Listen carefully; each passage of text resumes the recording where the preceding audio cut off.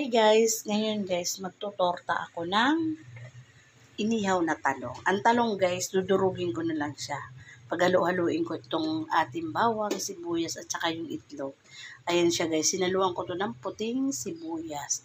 Bali 3 sibuyas to guys na nilagay ko at saka 5 botel na bawang. May partner ko dito guys, itong ating bangus na daing na bangus, frozen pa to guys, pinatatanggal ko lang yung tigas niya, yung yellow niya ba. Ito guys, pinaano ko kasi mainit kaya ihaw ko lang. Marami na to guys, hanggang gabi na namin yan. Tapos, ang gagawin ko dyan guys, tatanggalin ko na to mga dulo, durugin ko na lang siya. Ito na guys yung aking talong, ayan. Ito guys, ang gagawin ko dito, ito muna unahin pala natin yung itlog. Ayan. Ayun na lang.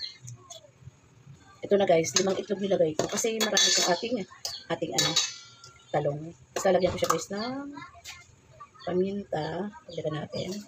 Tapos, konting patis lang guys. At ang ating asin. Ayan, tama niya guys, nakaunalap. Ayan ko muna po guys, mix. Ito na siya guys, na-mix ko na yung itlog. Ngayon, ito, lalagay na natin dito yung ating talong. Bali, ang gagawin ko dito guys, tudurog-durogin ko to. Ayan. Ito na siya guys, ano-anuhin na natin. Ayan. Tapakan ko pala guys ng konting sesame oil. Ayan. Ito yung ating tortang talong. Ayan na siya guys. Durog-durog na siya. Umpisa na natin yung torta. Dito guys yung tortang talong. Dito na yung daing na bangus. Ngayon guys, ito na yung ating dinurog-durog di manay na inihaw na talong. Ayan.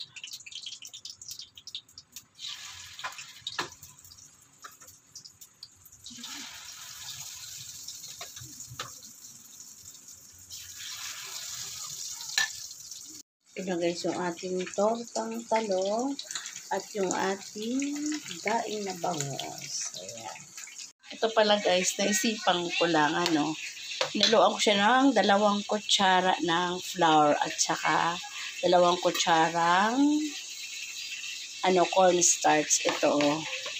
So, yung unang salang ko guys, wala pa yun. Ito lang pangalawa guys.